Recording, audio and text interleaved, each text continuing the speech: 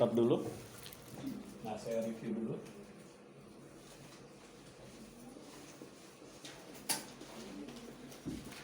Nah, tadi sudah dipresentasikan oleh kelompok mengenai pokok bahasan kita kali ini, yaitu pusat biaya. Nah, kalau kita bicara mengenai pusat biaya, berarti dapat dikatakan sebagai pusat yang dilakukan oleh perusahaan atau industri yang menghasilkan barang terhadap pengorbanan. Nah, pengorbanan ini maksudnya adalah biaya yang dikeluarkan untuk melakukan kegiatan bisnis. Dalam hal apa? Dalam hal menghasilkan suatu produk, barang, ataupun jasa. Nah, atas dasar ini, maka perusahaan harus memperhitungkan berapa besarnya biaya yang telah dikeluarkan berupa pengorbanannya dalam menghasilkan suatu produk. Dari biaya inilah, maka perusahaan bisa memperkirakan berapa besarnya revenue, atau boleh dikatakan tingkat keuntungan atau pendapatan. Nah, atas dasar ini, maka biaya-biaya yang telah dikeluarkan oleh perusahaan perlu diketahui dengan baik. Bagaimana mengetahui dengan baiknya? Yaitu tersedianya informasi yang cukup memadai mengenai bagaimana pusat biaya ini dapat dibuat sebagai bentuk laporan terhadap pengeluaran yang telah dikeluarkan oleh perusahaan secara ekonomis. Nah, ekonomis ini bisa diukur dengan satuan nilai moneter, atau boleh dikatakan dapat diukur dengan nilai satuan uang. Nah, atas dasar ini, maka perusahaan harus menganalisa biaya-biaya apa saja yang dikeluarkan oleh perusahaan terhadap kegiatan bisnis dalam menghasilkan suatu produk. Nah, biaya itu seperti antara lain ada biaya tetap. Nah, apa ini biaya tetap? Nah, coba tadi dibacakan. Nah, siapa yang bersedia untuk membacakan dari makalahnya? Apa itu biaya tetap?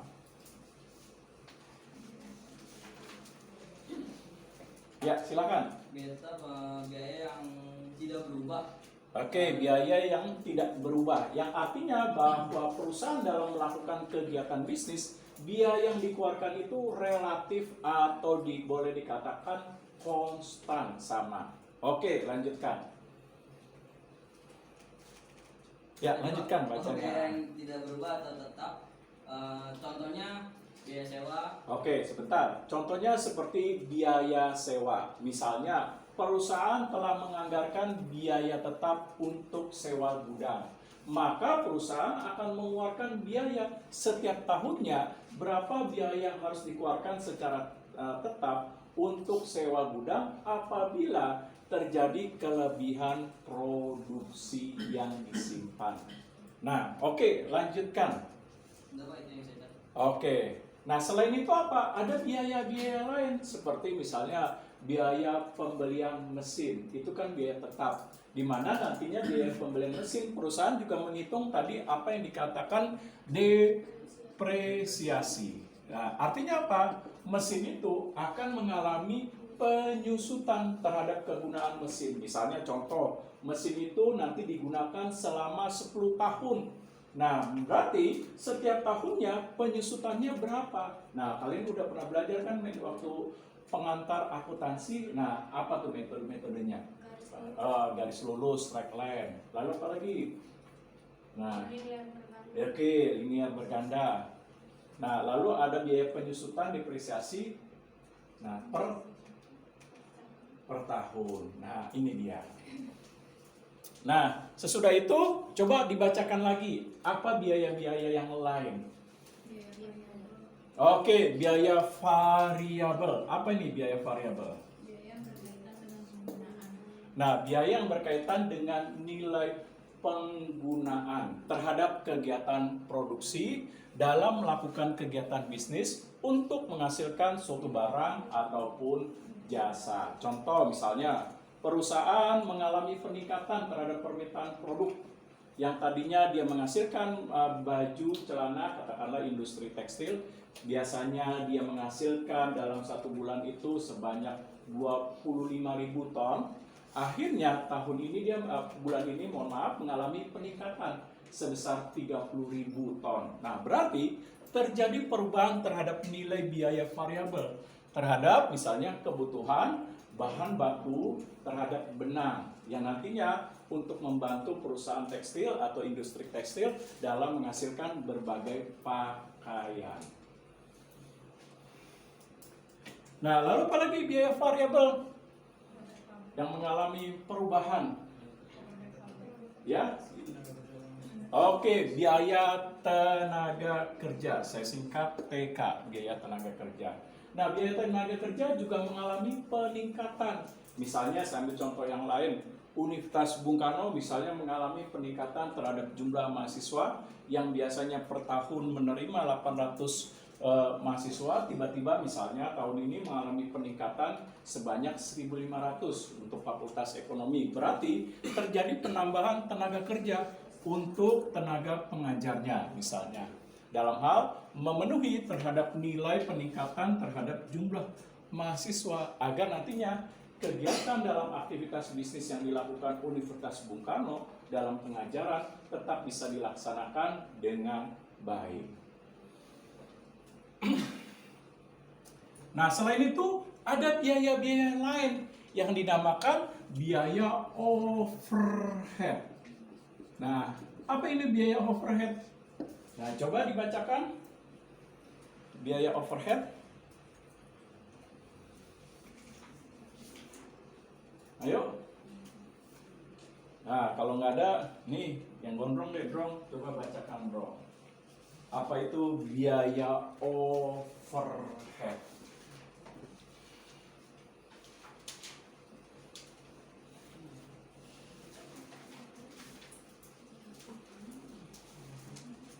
Nyater? Aduh, Om gondrong, Om. Gimana nih, Om? Nah, coba dibuka, Om. Om Google, coba biaya overhead itu apa?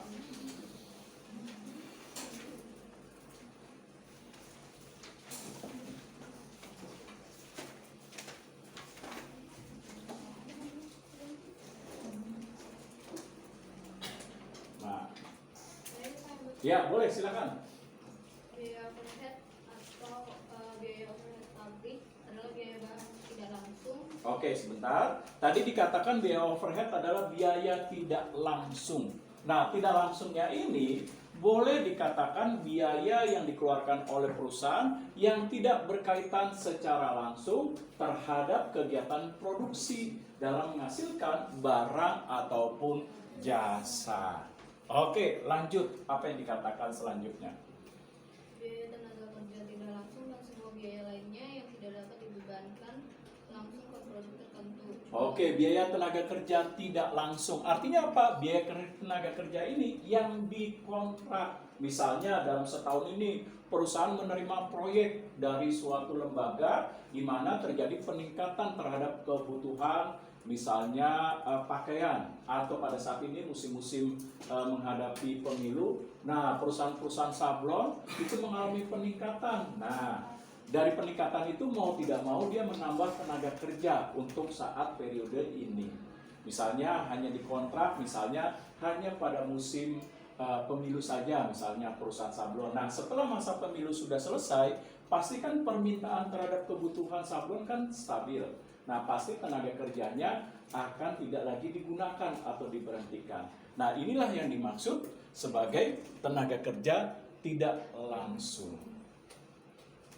Oke, lanjut. Apa yang dikatakan? Contohnya seperti biaya gaji staf akuntan. Nah, biaya tidak langsung itu juga boleh dikatakan tenaga kerja yang mendukung terhadap kegiatan bisnis yang dilakukan perusahaan dalam menghasilkan suatu barang. Termasuk tadi dikatakan biaya tenaga kerja untuk administrasi. Nah, seperti tadi yang dikatakan untuk misalnya gaji administrasi. Nah, oke, lanjutkan.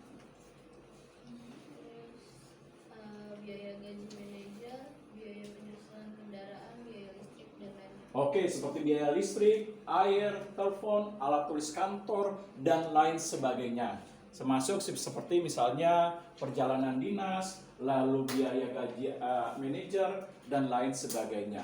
Nah, ini semua biaya-biaya ini tujuannya untuk mendukung terhadap nilai aktivitas kegiatan bisnis perusahaan. Misalnya tadi saya ambil contoh seperti perusahaan mengeluarkan biaya untuk misalnya membeli kwitansi atau nota. Ini kan penting untuk misalnya nanti kalau ada permintaan produk, nota itu dikeluarkan untuk bagian kepada gudang agar gudang ngecek benar gak sih bahwa terjadi permintaan unit produk sekian. Nah, lalu ada biaya-biaya yang dikeluarkan oleh perusahaan yang sifatnya untuk mendukung seperti yang tadi dikatakan sebagai biaya teknik atau biaya anggaran teknik. Yaitu apa nih? Biaya yang dikeluarkan oleh perusahaan untuk menghasilkan suatu produk. Nah, teknik ini nanti perusahaan akan merencanakan berapa besarnya biaya dalam kegiatan proses produksi. Dimulai dari proses produksi awal terhadap input sampai menjadi produk itu outputnya. Nah, nanti disesuaikan dengan berapa banyaknya permintaan terhadap kemampuan penawaran atau produksi perusahaan. Nah, lalu ada biaya-biaya apa lagi? Ada tadi dikatakan biaya untuk anggaran kebijakan. Nah, biaya anggaran kebijakan ini apa? Biaya yang dikeluarkan oleh perusahaan apabila perusahaan ingin melakukan rapat. Biasanya kan ada rapat tahunan di mana seluruh manajer, direktur, dan beberapa tenaga kerja itu diundang. Nah, untuk membahas mengenai kinerja perusahaan, bagaimana kebijakan yang nanti ditetapkan untuk tahun depan, lalu tujuannya, sasarannya, bagaimana merumuskan strategi dan lain sebagainya. Nah, itu semua kan butuh biaya. Kalau orang diundang rapat, mau tidak mau harus dikeluarkan biaya-biaya tambahan seperti ada biaya makan, ada biaya minum. Kalau rapatnya itu di luar kota, betul harus bayar biaya penginapan, transportasi, lalu ada biaya tambahan seperti insentif yang diberikan pada saat rapat dan lain sebagainya. Nah, inilah yang dikatakan sebagai biaya kebijakan. Nah, nantinya biaya-biaya yang dikeluarkan oleh perusahaan tujuannya juga untuk menganalisa dan mengambil keputusan dalam hal apa? Menetapkan perencanaan anggaran. Nah, biasanya dalam rapat perusahaan akan meminta mana manajer produksi, coba presentasikan berapa besarnya anggaran untuk periode yang akan datang. Apa target kamu, apa tujuan kamu, uraikanlah biaya-biaya anggaran tersebut agar nantinya direktur keuangan bisa menganalisa dan nantinya bekerja sama dengan direktur utama untuk bisa memutuskan apakah anggaran yang telah direncanakan di manajer produksi semuanya diterima atau tidak. Nah, oleh sebab itu, pusat biaya tujuannya juga menganalisa keputusan dan perencanaan untuk anggaran. Nah, begitu juga seperti misalnya contoh di Departemen Pemasaran pada rapat tahunan. Oke, silakan. Nah, pada rapat tahunan nanti manajer pemasaran.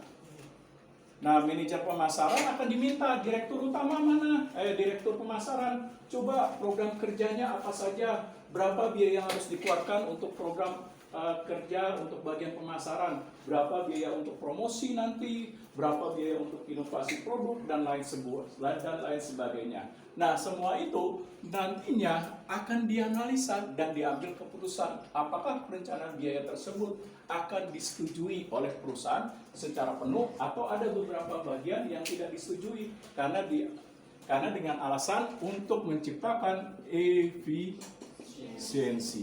Nah, ini dia. Nah, selain itu, kalau kita bicara mengenai biaya atau pusat biaya ini juga nantinya dikaitkan dengan sistem pengendalian manajemen. Untuk apa? Untuk nanti sebagai bentuk kontrol atau pengawasan terhadap nilai anggaran yang diberikan. Benar gak sih? anggaran yang anggaran yang diputuskan sekian nanti digunakan untuk program kerja yang ini dan ini. Jangan-jangan nanti dikhawatirkan ada program-program kerja yang fiktif. Nah, oleh sebab itu dengan adanya pusat biaya, maka pusat biaya untuk mengontrol, memberikan pengawasan. Jangan sampai biaya-biaya yang telah dikeluarkan perusahaan itu tidak sesuai dengan anggaran yang telah ditetapkan. Nah, sehingga perlu adanya pemantauan. Nah, selain itu apa? Untuk kontrol. Jangan lupa untuk evaluasi. Nah, kira-kira biaya yang telah dianggarkan perusahaan untuk bagian produksi, untuk bagian pemasaran, untuk bagian SDM dalam mendukung setiap program kerjanya, tujuannya, sasarannya, sudah gak dilaksanakan dengan baik untuk mencapai peningkatan dan kemajuan perusahaan. Nah, oleh sebab itu perusahaan evaluasi. Contoh, bagian pemasaran, minta dana sekian. Nah, ada gak peningkatan hasilnya bagi perusahaan seperti penjualan? Nah, ini akan dievaluasi. Kalau tidak sesuai berapa? Berarti apa nih? Anggarannya untuk periode akan datang akan dikaji ulang. Nah, apakah nanti ada pemotongan-pemotongan biaya karena dinilai tidak mencapai tujuan dan sasarannya? Nah, untuk itu perlu dievaluasi. Nah, selain itu apa? Nah, untuk memberikan respon. Nah, seperti apa sih? Misalnya ditemukan dalam kajian pusat kendali biaya atau pusat biaya, ternyata ditemukan nih berdasarkan fakta secara objektif. Nah, ternyata ada biaya-biaya yang tidak sesuai, seperti misalnya contoh biaya siluman. Nah, yang tidak sesuai dengan objektivitas yang akan dikeluarkan. Nah, perusahaan akan melakukan respon. Nah, responnya apa? Yaitu responnya berupa tindakan yang cepat untuk mengatasi terjadinya pengeluaran biaya-biaya yang tidak sesuai dengan apa yang telah direncanakan. Termasuk misalnya ada program kerja yang bohong, fiktif. Nah, ternyata tujuan dan sasarannya nggak jelas, nggak bisa terukur. Nah, oleh sebab itu perusahaan akan berespon terhadap perilaku biayanya. Nah,